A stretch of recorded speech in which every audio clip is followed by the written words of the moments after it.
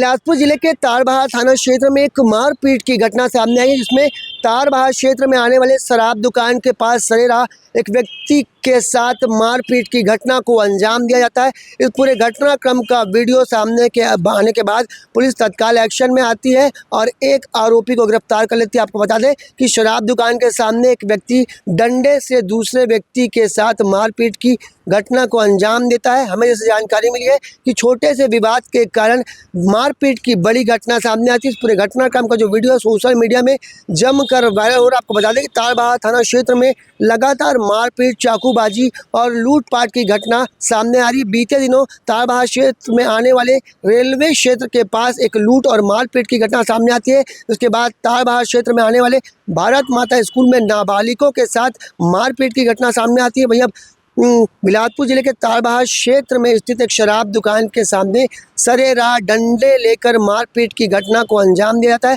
इस पूरे घटनाक्रम में कोई शिकायत पुलिस विभाग में नहीं की गई, पर वीडियो को संज्ञान में लेते हुए यहाँ पे तारबहार पुलिस ने एक आरोपी को गिरफ्तार किया है।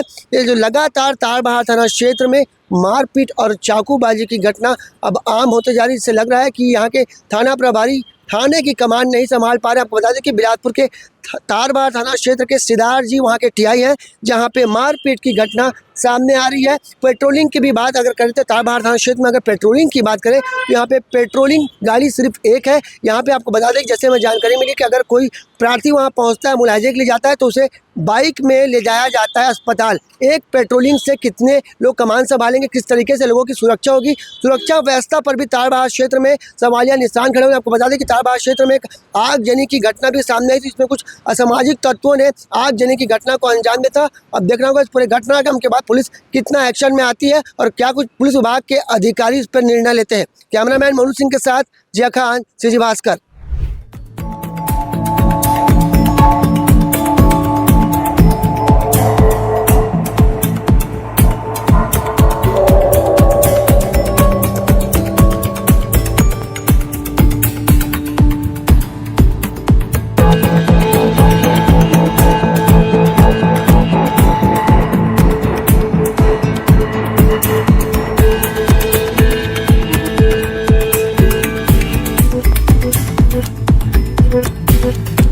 Thank you.